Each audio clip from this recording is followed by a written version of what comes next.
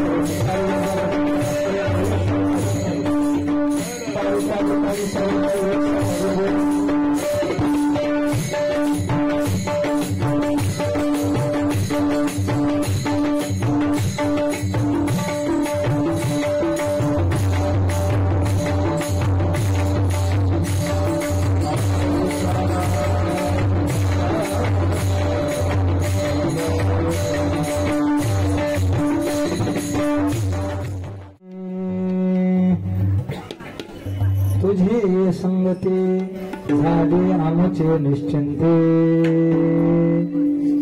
नाही देखील ते मिळे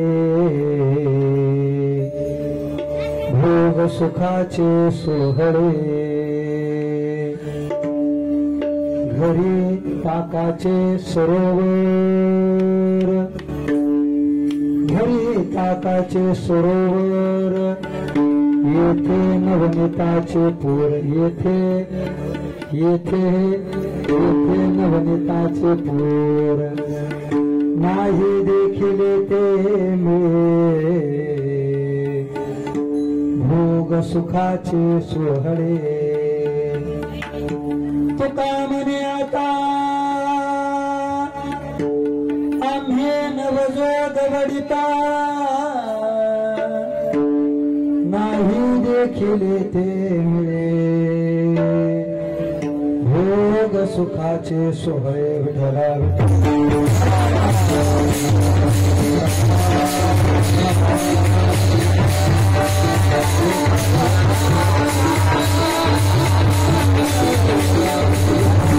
शरण सरोजम सान्द्रनीलाबुधाभ्रम जगन्निहितपानिम् मण्डनं मण्डनानाम् तरुण तुलसीमाला कंधरं कञ्जनेत्रम् सदोजवलहासं विठ्ठलं चिन्तयामि अनुरंभकर प्रथमने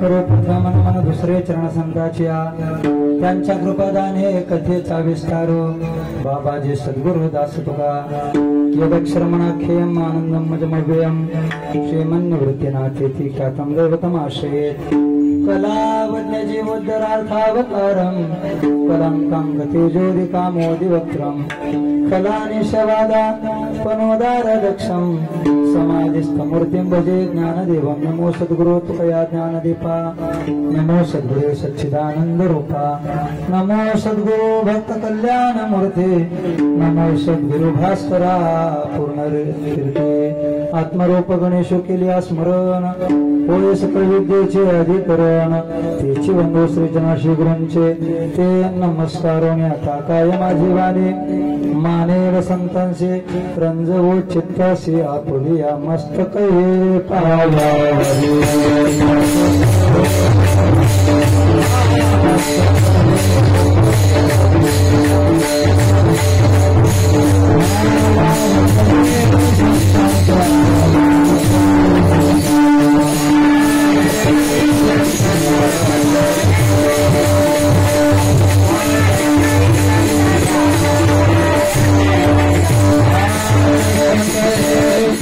तुकया देवा यावरी न करावा अभेर विठला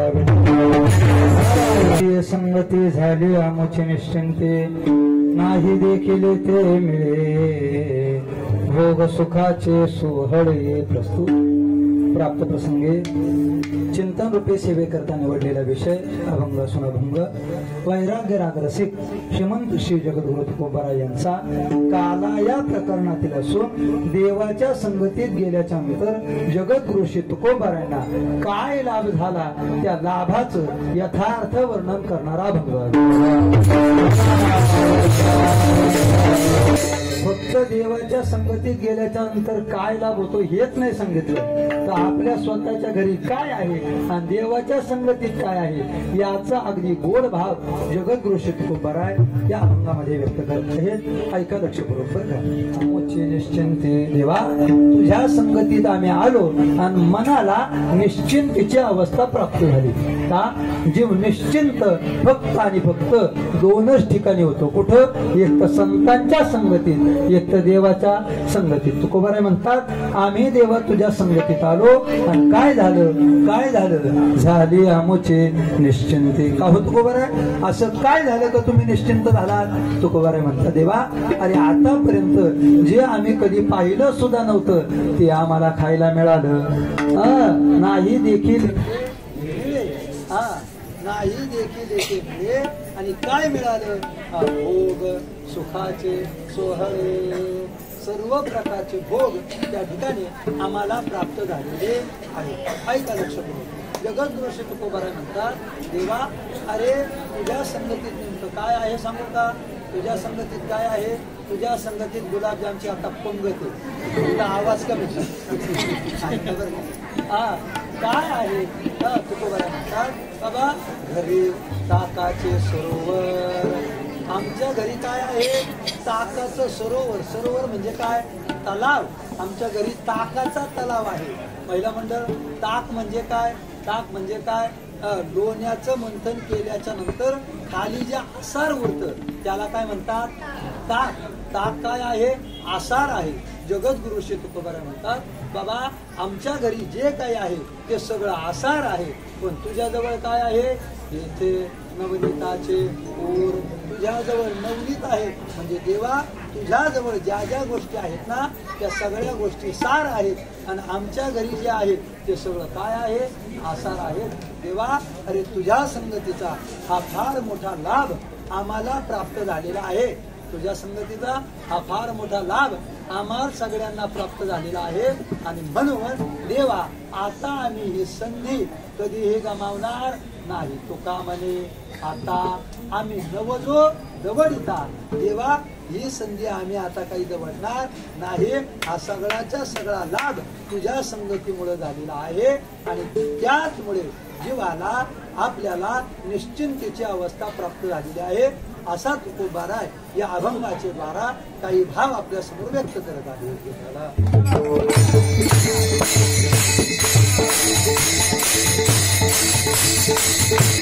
अनंत कृपा सिंधू भगवान पंढरीश पांडुरंग परमात्मा कैवल्य साम्राज्य चक्रवर्ती विश्वमौली ज्ञानोबा वैराग्य रागरसे श्रीमंत श्री जगद्गुरु तुकोबाराय आजी करून सकल संत मांदियाळीच्या कृपेने असीम अफार अकारण करुणावर्णावे अनुकंपेनं श्री क्षेत्र पंढरपूर या ठिकाणी आदरणीय श्री हरिभक्तप्राय तपोनिधी माधव बाबा धुले बाबांच्या आशीर्वादाने आणि त्याचबरोबर आदरणीय श्री हरिभक्तप्राय निष्काम सेवा मूर्ती धनंजयजी महाराज गतीर महाराजांच्या प्रमुख उपस्थितीमध्ये आपला हा भक्ती महोत्सव खूप मोठ्या थाटामाटात आनंदात उत्साहात उल्हासात त्या ठिकाणी सांगतेकडे वाटचाल करत आहे.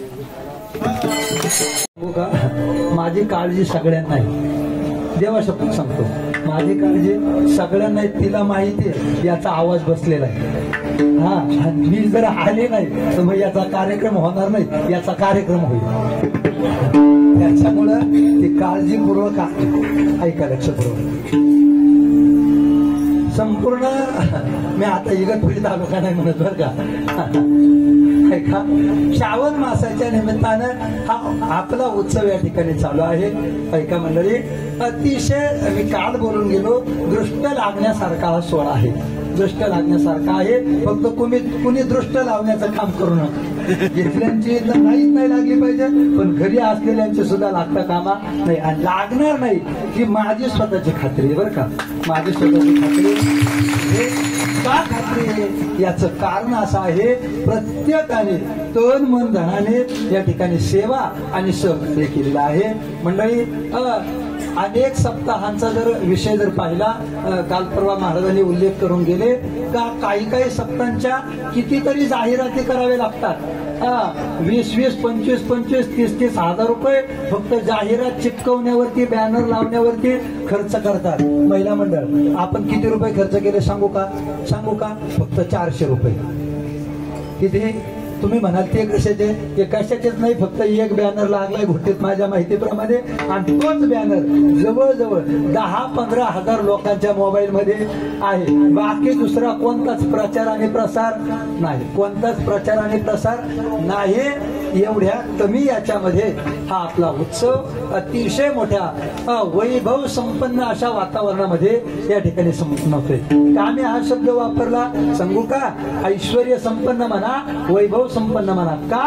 कारण ऐश्वर्य संपन्न गुणीजन आपल्या उत्सवाकरता आहेत. आपल्या उत्सवात एकदा जोरदार काय सगळ्यांचा. तितक्याच तोडीचे गायक, तितक्याच तोडीचे वादक, तितक्याच तोडीचे साऊंड सिस्टीम. साऊंड तोच म्हणजे कशाचीही कमी नाही. बरं, पुढचं बोलू का मंडळी? पुढचं बोलू का? अहो, कीर्तनकार सुद्धा सुरुवातीपासून कालपर्यंत सगळे जबरदस्त होते, फक्त आज हलका माल तुमच्यावर थोपावला. तो का? कारण दुसऱ्या कीर्तनकाराला सांगू शकत नाही, महाराज स्वयंपाक तयार झाला, तुम्ही उरकून घ्या. केशवला कुठेही सांगता येतं, आवडला.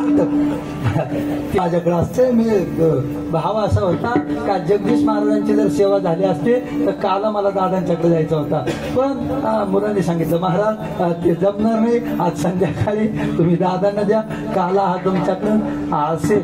ऐका मंडळी, आपल्या सर्वांचं माझ्यावरती नितांत प्रेम आहे.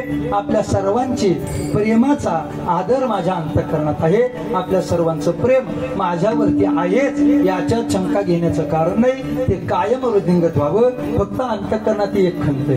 कोणती खंत आहे? तुमचं सर्वांचं प्रेम आहे हो, पण कदाचित देवाचं प्रेम माझ्यावरचं यावर्षी कमी झालं. का कमी झालं? एक तर मंदिरातही संधी मिळाली नाही. दुसरा भाव होता वाळवंटात कीर्तन करायचं, पण तिथेही पाऊस आला आणि ती संधी हुकली. बरं, कीर्तन आपण चालू केलं मग तो उघडला. हा ना, म्हणजे याच्यामध्ये तुमचा दोष नाही, माझं काहीतरी पाप आडवा आला असावं. आणि त्याच्यामुळं एक तर मंदिरात नाही आणि वाळवंटात सुद्धा नाही. खरंच ही खूप मोठी खंत माझ्या अंतःकरणात राहील. पण असो, ही खंत अगदी एखाद्या कसपटाप्रमाणे आहे. आपल्या सर्वांच्या आनंदापुढे विठाला या उत्सवाला अगदी सर्वांनी सेवा सहकार्य केलेलं आहे. मी कायम महाराज सांगत असतो, कोणताही उत्सव एका विशिष्ट उंचीवरती जायचं जर असेल तर त्याच्याकरता 3 गोष्टी लागत असतात.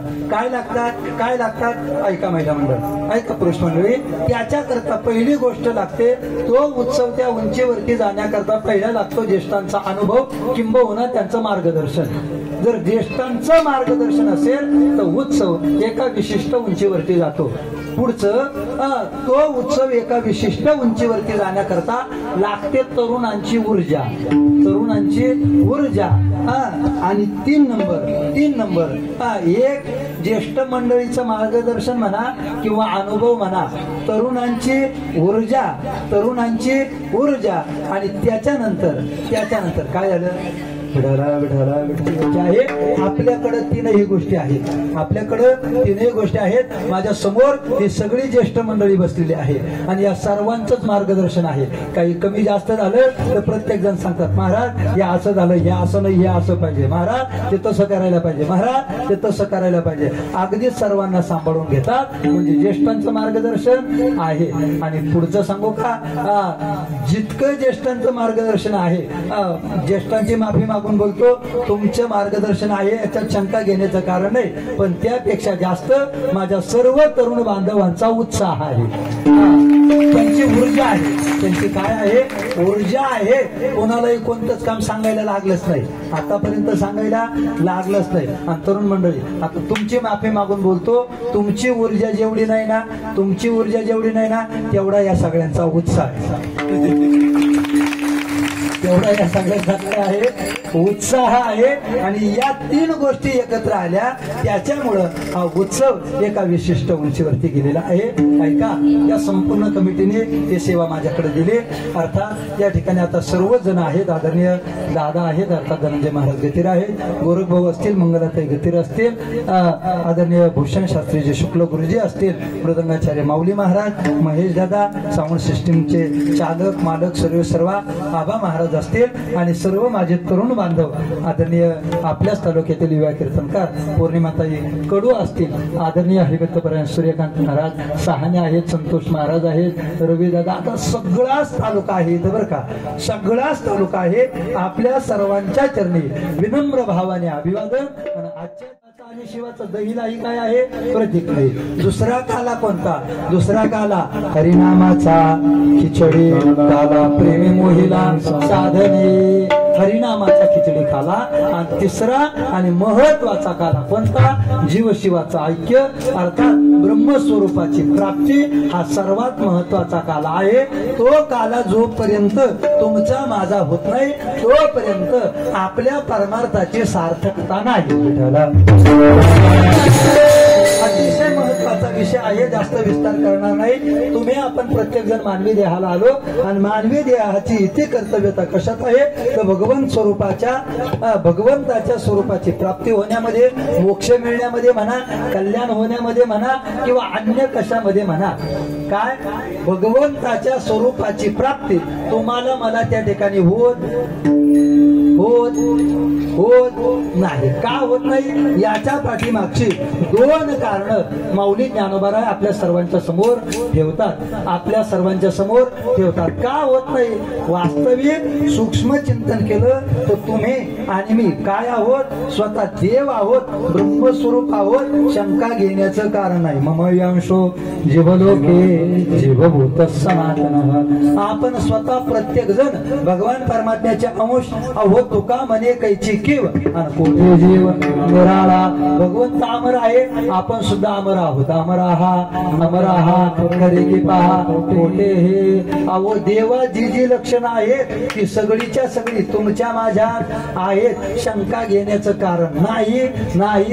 फक्त फरक किती महाराज? फरक फक्त एवढा आहे, भगवान परमात्मा आहे अंशी आणि आपण आहोत अंश. याच्यापेक्षा मोठा दुसरा फरक महिला मंडळ कोणता नाही. साधं सोपं उदाहरण आपल्या सर्वांच्या डोळ्यासमोर ठेवतो. आपण होळी पेटवतो. होळी पेटवली. होळी काय आहे? आग आहे. काय आहे? आग आहे, अग्नी आहे. मला सांगा त्या अग्नीमधून बाहेर पडणारी ठिणगी काय हो?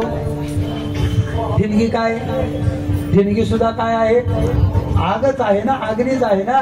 तेवढी एक ठिणगी जर कापसाच्या ढिगाऱ्याला लागली तर मला सांगा कापूस राहील का? बाबा राहणार नाही. सामर्थ्य तेवढं, जेवढं मोठ्या आगीत ना तेवढं छोट्या आगीत आहे. पण कधी समजून घेतल्याच्या नंतर विठाला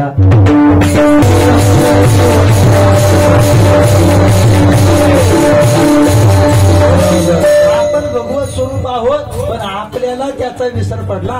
का विसर पडला? याची दोन कारण ज्ञानोबा आपल्या समोर ठेवतात. कोणती दोन कारण ठेवली? नंबर एक, अंतःकरणात कामाचं असलेलं प्राबल्य आणि या देहाच्या वरती असणारा आदर. या दोन गोष्टींच्या मुळे तुम्ही आपण आपल्या मूळ स्वरूपाला विसरलो. ऐका ओवी ज्ञानोबाराय काय म्हणतात? ज्ञानोबाराय म्हणतात जे प्राणी या कामी भरू देहाची वरी आदरू आणि मनोनी पडीला विसरू आत्मबोधाचा. काय ज्ञानोबारायची ओवी? जे प्राणी या कामी भरू देहाची वरी आदरू आणि मनोनी पडीला विसरू आत्मबोधाचा. अंतःकरणामध्ये कामाचं प्राबल्य अगदी प्रत्येकामध्ये आहे. माफी मागून बोलतो. अगदी लहान मुलामध्ये सुद्धा काम आहे. फक्त इंद्रिय जागृती नसल्यामुळं तो प्रगट नाही. तारुण्याचा विषय येतच नाही. म्हातारपणामध्ये सुद्धा काम आहे पण इंद्रिय पाठव्य नसल्यामुळं काम प्रगट होत नाही. माझा मुद्दा असा आहे लहानापासून थोरापर्यंत प्रत्येकाच्या अंतःकरणात काम आहे आणि त्या कामाच्या प्राबल्यामुळं तुम्हाला मला आत्मस्वरूपाचा विसर पडलेला आहे. आणि दुसरं कारण ज्ञानोबा सांगतात, दुसरं कारण पुराव ज्ञानोबा सांगतात, देहाची वरी आदरू. या देहाचा किती आदर, किती आदर. पुरुष मंडळी बोलू का, बोलू का. अहो देहाचा आदर सोडावो, आम्हाला कपड्याचा सुद्धा किती आदर आहे, किती आदर आहे. मगाशी मी तिथं बसायला लावलो, एक खाली बसला नाही गाड्या. किती जणी बसल्या खरं सांगत का. कपडे खराब होतील ना, कपडे खराब होतील म्हणून बसले नाही. हा मुद्दा ऐका, विनोदाचा भाग सोडा. माझा मुद्दा फक्त एवढा आहे, देहाच्या वरचा आदर. कपड्याचा एवढा आदर असेल तर मग आपल्या देहाचा किती, देहाचा किती. या दोन गोष्टींच्या मुळे आपल्याला आपल्या आत्मस्वरूपाचा विसर पडला महाराज. मग आम्हाला त्या आत्मस्वरूपाचं स्वरूप त्या ठिकाणी जाणून घ्यायचंय. नेमकं आम्ही कोण आहोत हे आम्हाला माहिती करून घ्यायचंय. हे का झालं हो, हे का झालं. हे दोन कारण तर सांगितली, तिसरी सांगितली अविद्या. आपण अविद्येच्या निद्रेमध्ये अनादी कालापासून घोरत आहोत आणि त्या घोरण्यामुळं आपल्याला आपल्या स्वस्वरूपाची जाणीव नाही. ऐका ज्ञानोबाची दुसरी ओवी. ज्ञानोबा म्हणतात, जो अविद्येच्या निदा विश्व स्वप्नाचा हा धांदा भोगीत होता प्रबुद्धा अनादी. जो अनादी काळापासून आपण तुम्ही सगळे अविद्येच्या निद्रेमध्ये झोपलेलो आहोत. नाही नाही घोरतोय दादा.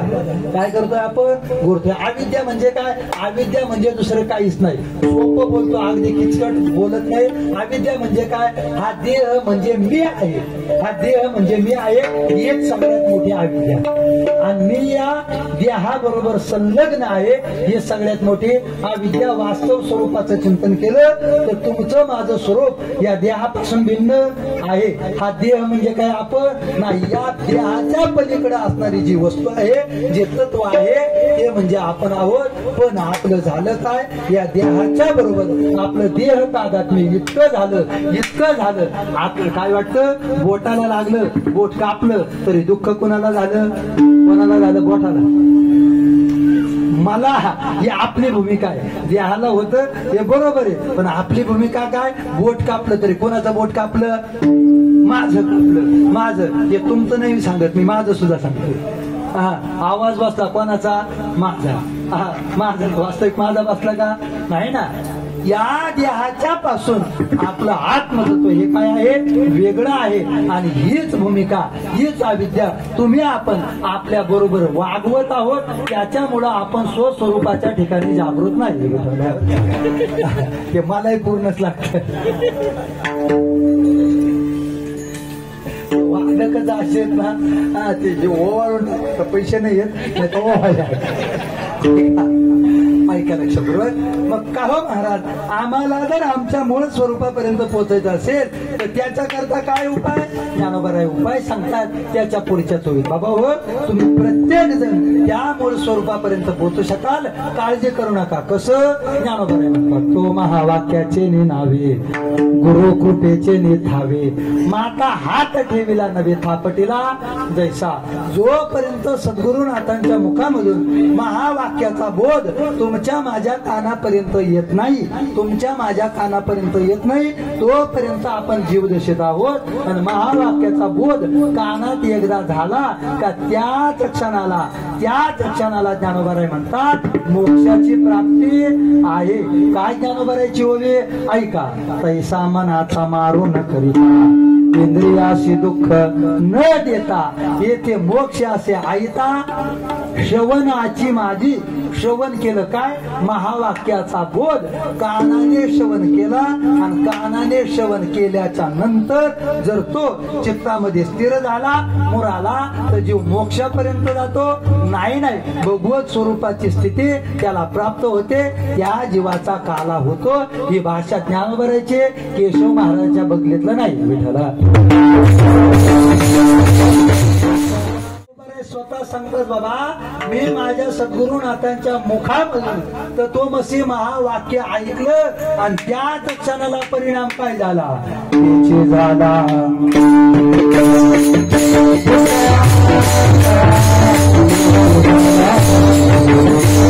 काला केला नाही, फक्त जन्माला आला एवढी पीक पाहिजे आणि पाणी वाहता वाहता असं आपल्या बाबतीत कुणी बोलू नये, होऊ नये, याच्या करता आपला काला करून घ्या.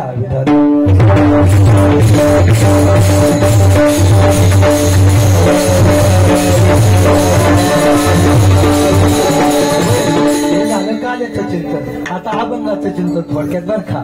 थोडक्यात तुमचा माझा जर विचार केला, तुम्ही आपण जीवदशेमध्ये आहोत मंडळी, ऐका बारकाईनं, ऐका बर का. तुम्ही आपण सगळेजण कोण आहोत? जीव आहोत. आणि जीव कोणताही म्हटला महाराज तर जीव हा संघप्रिय आहे. संघप्रिय आहे जीव, संघाशिवाय राहू शकत नाही. कोणताही जीव घ्या तुम्ही, कोणताही जीव घ्या, जीव एकटा राहू शकत नाही. अहो देव एकटा राहिला नाही तर आपला काय विषय? राहिला का देव? देवाला एकट्याला करमलं नाही, म्हणून तर देवाने हे सगळं एकलेने कंठेचे म्हणून या येणे केले निर्माण 14 हे गगन मेघ चंद्र सूर्य तारांमध्ये पाचही महाभौतिके भिन्ने भिन्ने. माझा मुद्दा मी इथंच थांबवतो. देवाला एकट्याला करमलं नाही म्हणून देवानं या सगळ्या जगाची निर्मिती केली आणि त्याला जोडीदार बनवले. मुद्दा इथं संपला. देवाला संघ आवडतो, देवाला संघ आवडतो. चला दुसरा मुद्दा, जीवाला संघ आवडतो. अहो प्रत्येकाला, कोणताही जीव घ्या महिला मंडळ, कोणताही जीव घ्या, कोणताही जीव एकटा राहू शकत नाही. पक्ष्यांना सुद्धा संघ आवडतो म्हणून पक्षी कशाने राहतात? पक्ष्यांच्या संघाला काय म्हणतात? पोराव काय म्हणतात? हवा. प्राणी सुद्धा एकटे राहत नाही, प्राण्यांच्या संघाला काय म्हणतात? कळप. कळप. प्राण्यांच्या संघाला काय म्हणतात? कळप. आणि माणसं सुद्धा एकटे राहू शकत नाही, मग माणसांच्या संघाला काय म्हणतात? वळका. माणसं एकटे नाही राहत ना. जीवाला एकट्याला कुणाला करमत नाही म्हणून जीव काय राहतो? संघानं राहतो. पण ऐका मंडळी, तसंच संघाचा जर विचार केला, संघ प्रत्येकाला आवडतो, संघाशिवाय कुणी राहू शकत नाही. पण पूर्वासुरींचा, संत महात्म्यांचा विचार जर केला तर संत महात्मे आपल्या सगळ्या सांगतात, हे लोकांनो, हे लोकांनो, अरे तुम्हाला जर अद्वैत तत्वज्ञानाच्या भूमिकेपर्यंत जायचं असेल ना तर काय करा? अगोदर संघ सोडा, अगोदर संघ सोडा आणि त्या संघाच्या बरोबर येणारी ममता सुद्धा सोडा. तुकोबाराय म्हणतात, संघ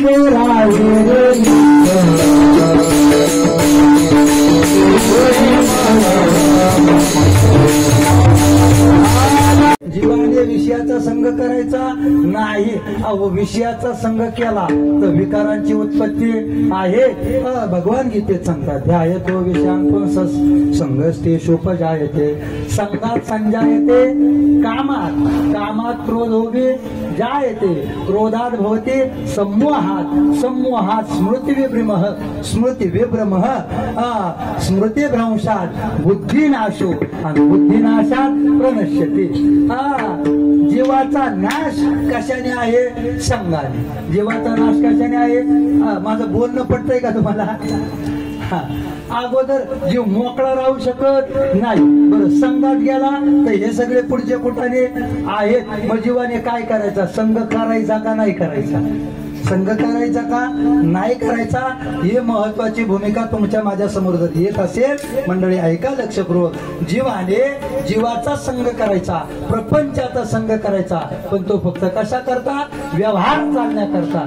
त्याच्यामध्ये आसक्त होऊन राहायचं नाही. कसं राहायचं? लिप्त कमळ जळी जैसे. मुद्दा आपण येतात सोडून. लिप्त कमळ जळी जैसे असा संघ जीवाने जीवाचा करायचा, विस्तार करत नाही.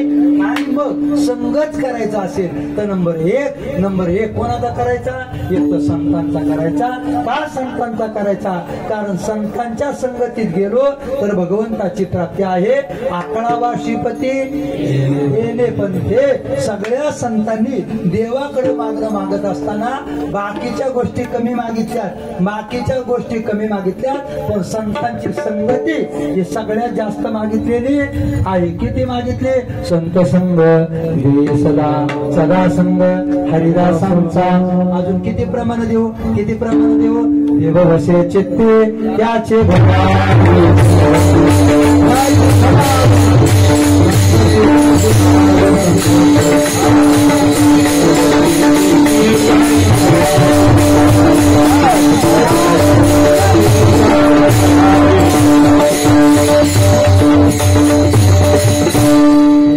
चित्ते त्याचे घडावे संगती. ज्याच्या चित्तामध्ये देव वसलेला आहे ना त्याची संगती मला दे. महिला मंडळ सगळे साधू संत कुणाची संगती मागतात? संतांची संगती मागतात. ऐका, कितीतरी प्रमाणे आपल्याला ते पाहता येतील. आणि म्हणून जीवाला करायचीच असेल तर संतांची संगती करायची. संतांची संगती केली मंडळी काय लाभ संतांच्या संगतीत? ऐका, पुन्हा ज्ञानोबारांच्या 2 ओळी आपल्या समोर ठेवतो. काय मिळतं संतांच्या संगतीत? काय मिळतं तिथं? अहो, संतांच्या संगतीत काय मिळत नाही ते सांगा ना मला. एका जनार्दनी संत पूर्ण करीते. ज्याचे जे जे मनोरथ असतील ते सगळेच्या सगळे संत पूर्ण करतात. असा कोण? पुढचं बोलू का? अहो, पारमार्थिक मनोरथ सुद्धा पूर्ण करतात आणि प्रापंचिक मनोरथ सुद्धा पूर्ण करतात. जो धरणेकरी तुकोबारांच्या जवळ बसला होता तो पारमार्थिक इच्छेच्या अपेक्षेने गेला होता. तुकोबारांनी त्याला फक्त नारळ दिलं. बरोबर ना देवा? त्याला फक्त नारळ दिलं. या येड्याला असं वाटलं अरे मी याच्याकडे श्रीमंत होण्याकरता आलोय, त्याचबरोबर विद्वान होण्याकरता आलोय. तुकोबारांनी मला फक्त काहीतरी 12 का 11 अभंग दिले, तेवढं नारळ दिलं. त्याने ते अभंग तिथंच टाकले, नारळ तिथंच टाकला आणि ज्ञानोबारायाच्याकडे ज्ञानोबारांनीच त्याला तिकडे पाठवलं होतं, पण त्याच्या काही लक्षात आलं नाही. मंडळी ऐका, पुढचा कथाभाग तुम्ही कधी कुणी ऐकला असेल पण नसेल ऐकलं तर सांगून जातो. जे नारळ होतं ना मंडळी ते सगळं हिरे माणिक मोत्याने भरलेलं होतं. ते तुकोबारांना एका मनुष्याने त्या ठिकाणी दिलेलं होतं. त्याच्यामध्ये सगळं हिरे माणिक मोती सगळं काही होतं आणि तुकोबारांना ती गोष्ट लक्षात आली म्हणून तुकोबारांनी ते जवळ वागवलं नाही. तो श्रीमंत होण्याच्या भावनेने आला ना, ते नारळ उचललं, हे घे आणि जा श्रीमंत होशील. पण तुकोबारांच्या वाचनावरती विश्वास नव्हता म्हणून पश्चाताप करायला लागला. मंडळी मुद्दा माझा इथंच संपला, मला जास्त करायचा नाही. मुद्दा किती आहे? मुद्दा फक्त एवढा आहे, काय आहे का संतांच्या संगतीत गेल्याच्या नंतर पारमार्थिक इच्छाही पूर्ण होतात आणि प्रापंचिक इच्छा पूर्ण होतात. पारमार्थिक कोणत्या इच्छा पूर्ण होतात? ऐका, कायम संतांच्या संगतीचा विचार करावा. तिथं गेल्याच्या नंतर काय होतं? ज्ञानोबाराय सांगतात, अरे फक्त चिंतन करा. जे मुक्ता ते निर्धारिता, आपुलीच मुक्तता, जैसे दीपे दिसे पाहता आपुली वस्तू. आणि पुढे ज्ञानोबाराय म्हणतात, तैसे हरपले आपण पे पावे, तै संता ते पाहता दिवसावे आणि म्हणून वानावे ऐकावे चेची सदा. अरे संतांच्या संगतीत गेला तर काय करतात? ते काय करतात सांगू का? त्यांच्या जवळ गेला, त्यांच्या जवळ बसला तर ते एका क्षणात त्यांच्याच सारखं बनवतात. आपण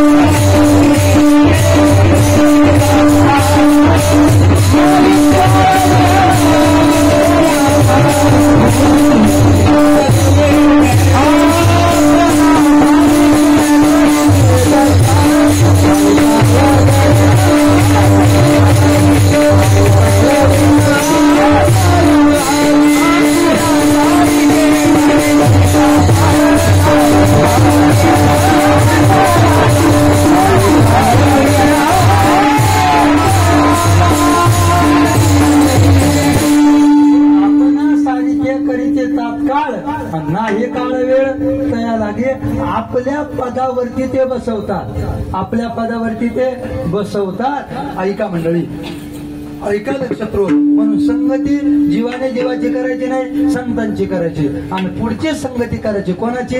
देवाची संगती करायची. का? कारण आपल्याला जर देव व्हायचा असेल तर संगतीत कोणाच्या गेलं पाहिजे? देवाच्या. देव होई जेत देवाचे संगती. आणि जगाच्या संगतीत गेलं तर परिणाम काय? पतन पंगती जगा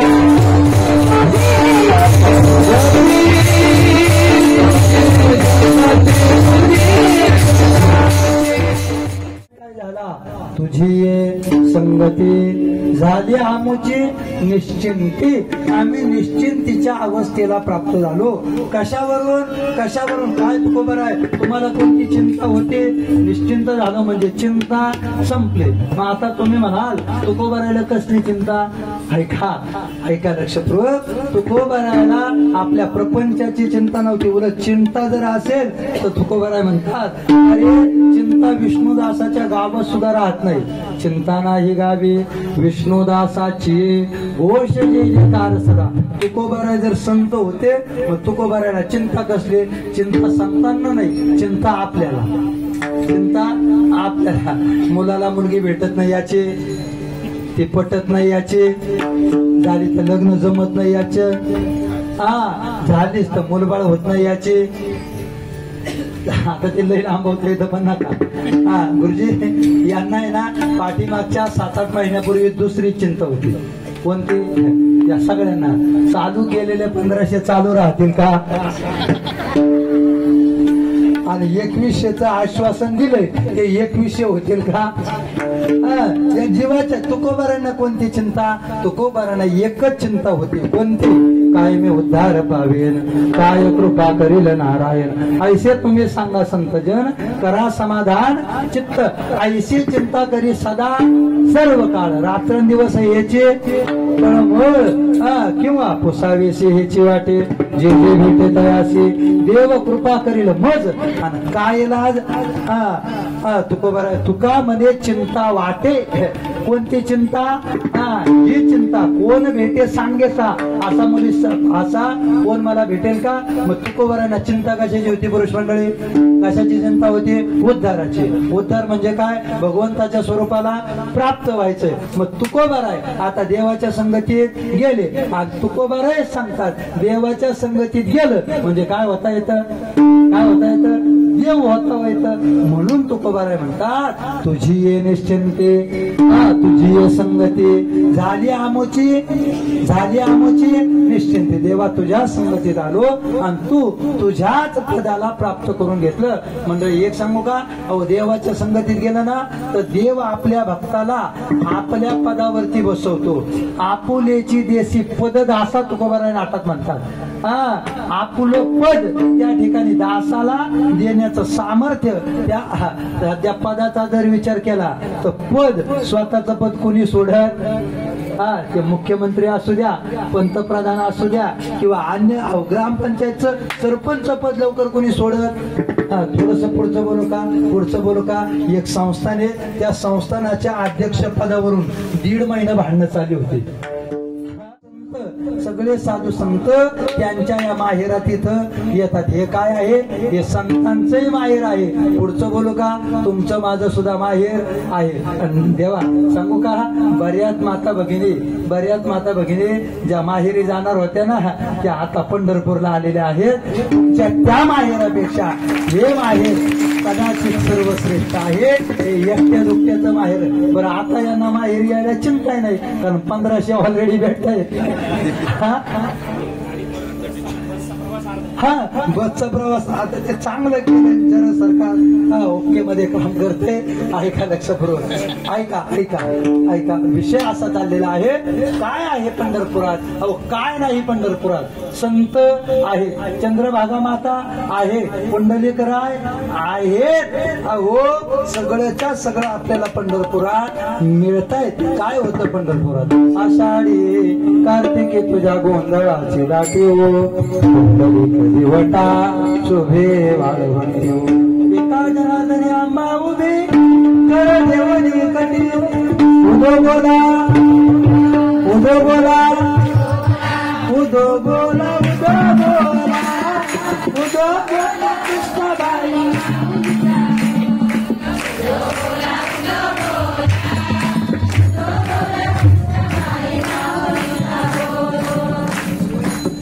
काढून दिलं पुढचं बोललो पण एवढी तयारी देवा.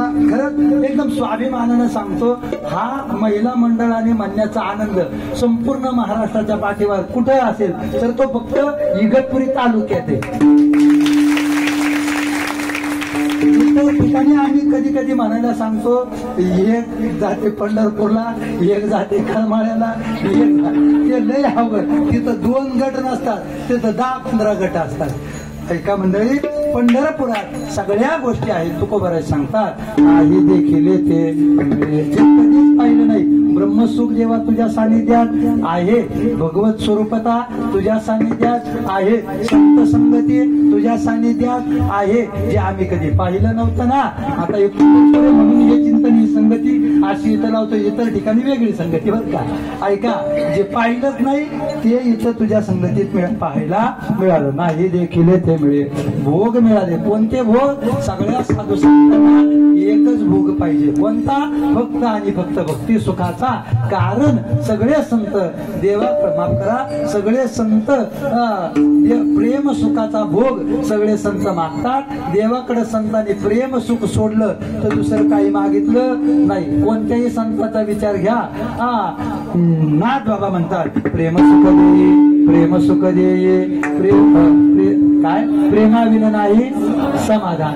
देवाकडे काय मागितलं? प्रेम सुख मागितलं. तुकोबारायांनी काय मागितलं? प्रेम सुख मागितलं. त्याचे मज प्रेम देवा देई मज प्रेम सर्व काळ करुणी उचित प्रेम केशवासी राहणे नाम या असे.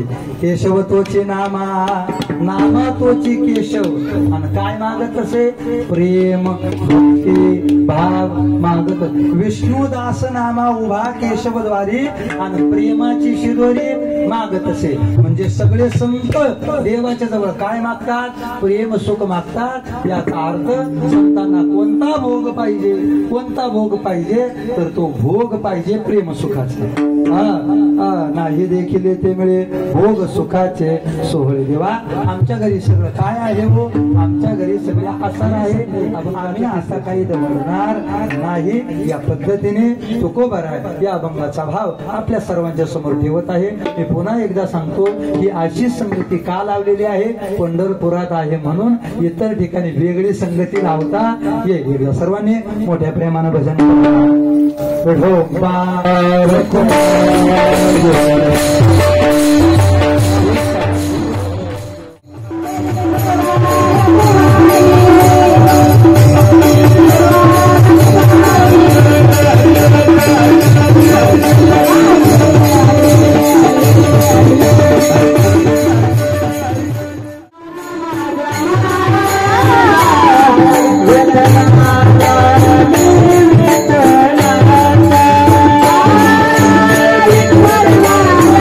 Thank you.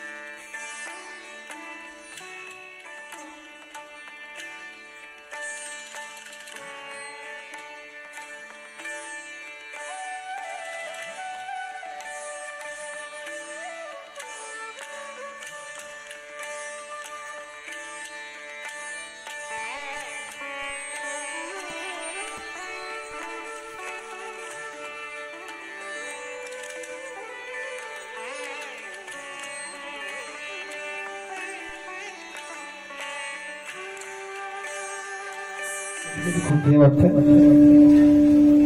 देवाने मला माझ्या लायकीपेक्षा खूप जास्त माझी कोणती लागते तेवढी नाही खूप जास्त दिलंय मला. कधी कधी असं वाटतं पण काय समाजाला अजून मी काहीच दिलं नाही. समाजाने बरं जिथं जातोय मी तिथं प्रेम कमवलंय बरं का. आणि ते प्रेम किती कमवलं हे साक्ष देण्याची अनेक माणसं इथं आहेत.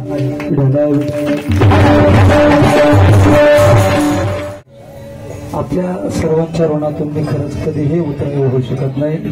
एवढं मोठं प्रेम आपल्या सर्वांनी या ठिकाणी मला दिलेलं आहे.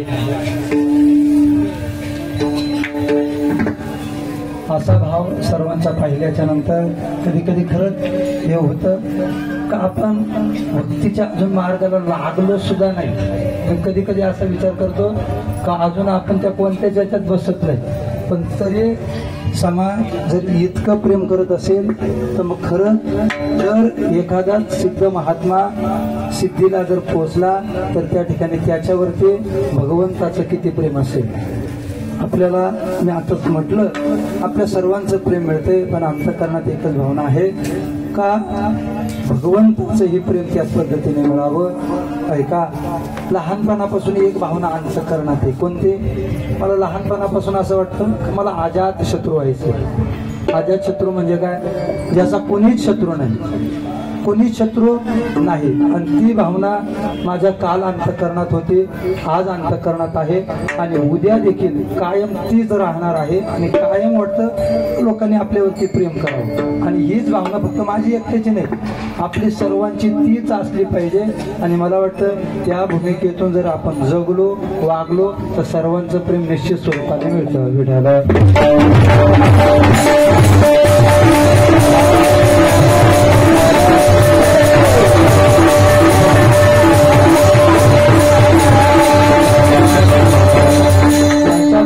फक्त आणि फक्त भगवंताची कृपा असेल, आदरणीय दादांची कृपा असेल, आमच्या आई वडिलांची, आजी आजोबांची, सर्वांचीच त्या ठिकाणी कृपा आहे.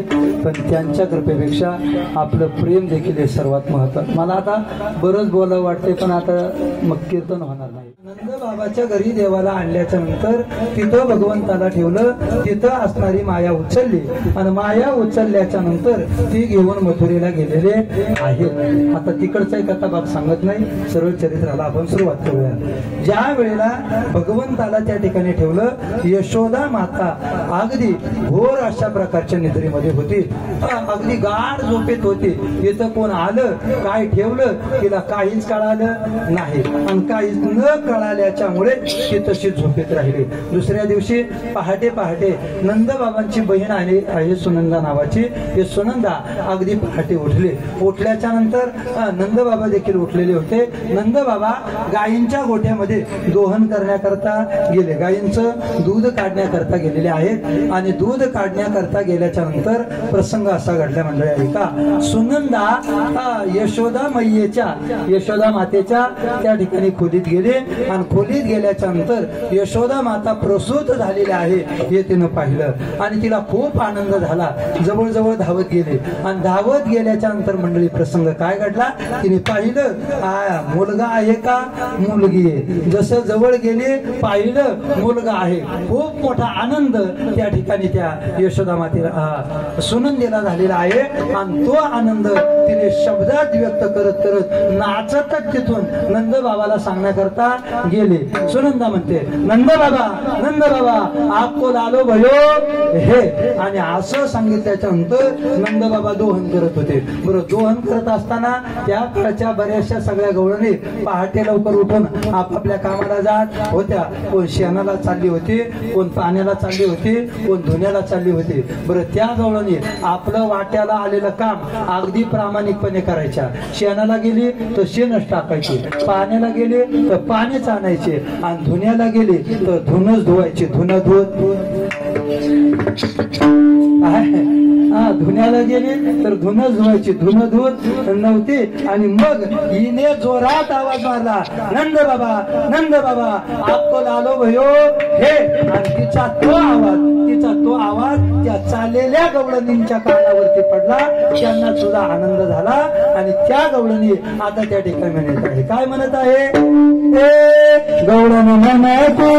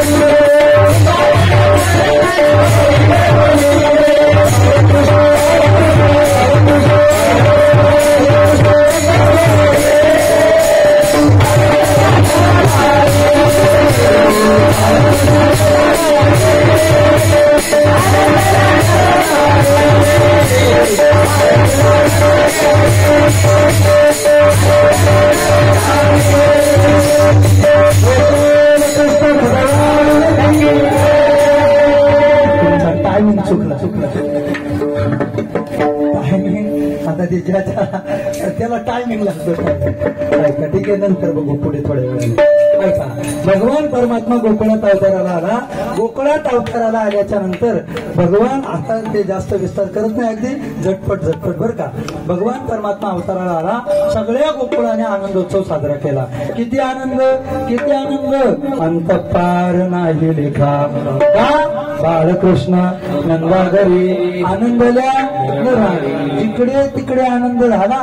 नंद बाबाने कितीतरी गायींचं दान केलं, कितीतरी धनसंपत्ती वाटली, काय केलं नाही. नंद बाबाला मेकअप केल्याच्या नंतर नंद बाबाला त्या ठिकाणी दर्शनाला पाठवलं. किंबहुना नंद बाबा त्या ठिकाणी गेलेले आहेत. भगवान परमात्म्याला मारण्याकरता 5व्या दिवशी पुतना मावशी आले. पुतना मावशीचा वध परमात्म्याने लगेच केला. आता तो विस्तार करत नाही. जी विषाचे निस्तन पाने मारो आणि भगवान परमात्म्याने तिला विचारीला सुद्धा काय दिला? मोक्ष दिला. यातून देव एकच सांगतात, अरे तुम्ही फक्त माझ्याजवळ या. त्याच्या पाठीमागचा उद्देश कोणताही असू द्या, फक्त तुम्ही या तुवा सनकाधिकाचे माने सायुज्य संरसू दिदला पुतने जी विषाचे निस्तन पाने मारो आले. जे इतका उदार आहे बाबा, तुझे अवदार्य जाणो स्वतंत्र देताना मनसे पात्रा पात्र आणि कैवल्य आईसे पवित्र वैरी आई दिदले. आणि मग भगवान परमात्मा आता त्या ठिकाणी हळूहळू मोठे होत आहेत. मोठे होत असताना ऐका लक्षपूर्वक, महाबळ भट अगोदर त्या ठिकाणी गर्गाचार्य आले. आता काही ठिकाणी ही संगती मागे पुढे बर का. अगोदर नामदेव महाराजांच्या संबंधाने विचार केला तर अगोदर गर्गाचार्य आले. गर्गाचार्यांनी देवाचं नामकरण केलं. नामकरण करत असताना यशोदा मातेला वगैरे सगळ्यांना सांगितलं. आता त्यांनी काय केले? मुलांची आदला बदली केली होती. मुलांची काय केली होती? आदला बदली केली होती. यशोदेचा दिला रोहिणीच्या मांडीवर आणि रोहिणीचा दिला यशोदेच्या मांडीवर. असं दिल्याच्या नंतर गर्गाचार्य आता विद्वान होते, ज्ञानी होते, महात्मे होते. त्यांनी बरोबर ओळखलं, यशोदे तुझ्या मांडीवर आहे ना, हा रोहिणीचा आहे. आणि रोहिणी तुझ्या मांडीवर आहे ना, तो यशोदेचा आहे. रोहिणी हे बघ, हा यशोदेचा आहे ना, याचा हा एकटाच अवतार नाही, याने अनंत अवतार घेतलेले आहेत. याचे अनेक रूप, याचे अनेक नाव, बहुने संते नामाने रूपानेच सुतस्यच. याचे अनेक नाव आहेत, अनेक रूप आहेत, याचे अनेक गुण. अनंत म्हणते माझी या स्वामीचे अनंत गुण त्याचे म्हणून सोपा विषय. आणि मग हा अनंत आहे. आणि रोहिणी तुझ्या जवळचा जो आहे ना, यशोदे तुझ्या जवळचा आहे ना, तो रोहिणीचा आहे. याच्याकडे बल पुष्कळ असेल आणि याचा जन्म संकर्षण मायेने झाला म्हणून याचं नाव संकर्षण. याचं नाव काय? संकर्षण आहे. आणि मग याला पुढे बलराम सुद्धा म्हणतील. आणि यशोदे रोहिणी तुझ्या मांडीवरचा जो आहे ना, हा आहे कृष्ण. हा सगळ्यांचं आकर्षण करेल. याला एक लीला केली तर याला अनेक प्रकारची नावं पडतील. या असं झालं. आणि हे असं झाल्याच्या नंतर आता पुढे अनेक घटना घडल्या होत्या. अगोदर तृणावर्त आला, तृणावर्ताचा उद्धार केलेला होता. आता नंतर महाबळ भट आला बर का. आणि महाबळ भट जसा आला तसा महाबळ भट या ठिकाणी सांगायला लागला, हे बाळ मूळ नक्षत्रावरती जन्माला आलेला आहे. आणि मूळ नक्षत्रावरती जन्माला आलं त्याच्यामुळं याला लगेच मारून टाकलं पाहिजे. यशोदा माता म्हणू लागली, अगं अहो गर्गाचार्यांनी तर व्यवस्थित सांगितलेले, तुम्ही असं का म्हणता? महाबळ भट काय म्हणतो मंडळी? महाबळ भट असं म्हणतो, गर्ग तो चुकला गणित असे. काय म्हणतो तो? गर्ग तो चुकला गणित असे. काहीतरी त्याची आकडेमोड चुकीची झाली असेल आणि त्याच्यामुळे त्यांनी ते चांगलं चांगलं सांगितलंय, तसं अजिबात नाही. असं बऱ्याच वेळेला अनुभव येतो बरं का. शेवटी तो अभ्यासानुसार असतो. मेरी बेशू ऐका ऐका बरं का. प्रसंग असा घडला. आणि मग महाबळ भट चुकीचं सगळं सांगायला लागल्याच्या नंतर विषय असा झाला मंडळी, लक्षपूर्वक ऐका. देवाने सांगितलं, अरे मी आलोय दही दूध तूप लोणी खाण्याकरता आणि लगेच माझ्या मरणाच्या गोष्टी करतोय. घरातील सगळ्या जड वस्तूंना त्याने त्या ठिकाणी आज्ञा दिली. आणि जशी आज्ञा दिली तसं सगळं एक एक उठलं. आता त्याला बसायला पाठ दिला होता, त्याच्या पाठीला पाठ दिला होता, त्याच्या पंचांगाला पाठ दिला होता. सुरुवात केली बसलेल्या पाठाने. तो बसलेला पाठ तसाच वरती झाला. वरती झाल्यावर त्याचं तोंड कुठं जाईल महिला मंडळ? समोरच्या पाठावर. समोरच्या पाठावरती तोंड आपटलं आणि पाठीचा पाठ वरती गेला आणि पाठीत येऊन बसला. कोण सांगते? केशव महाराज. केशव महाराज ने तुक उभा आहे, विटंबीला बटा दिला.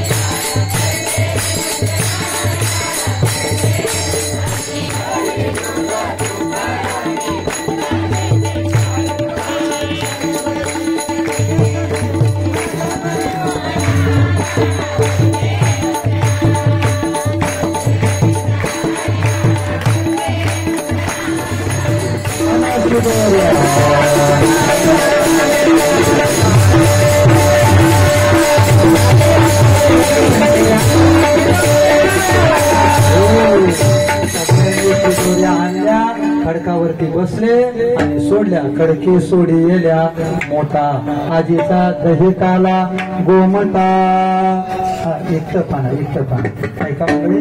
आणि मग अशा पद्धतीने त्या ठिकाणी भगवान परमात्मा सगळे गोपाळ घेऊन बसल्याच्या नंतर प्रसंग असा घडला की शुक महामुनी त्या काल्याचं वर्णन अतिशय गोड करतात. ऐका 2च मिनिटं शांतता पाळा फक्त 2च मिनिटं झालं संपलं आपल्याकरिता. प्रसंगावरती आपल्याला महत्वाचा प्रकाश टाकायचा आहे. प्रसंग असा घडला भगवान परमात्मा मध्यभागी आहेत, त्याच्या आजूबाजूला लहान लहान गोपाळ आहेत, त्याच्या आजूबाजूला मोठे गोपाळ आहेत. आणि असं असताना सर्वांनी कसं केलं बाबा, सगळ्यांच्या शिदोरे एकत्र केल्या, देवाने कालवल्या आणि एकमेकांच्या त्या मुखात गेला. सगळ्यांनी हात जोडा, एकदा सगळ्यांनी हात जोडा सगळ्यांच्या ऐका. आणि मग त्याचं गोड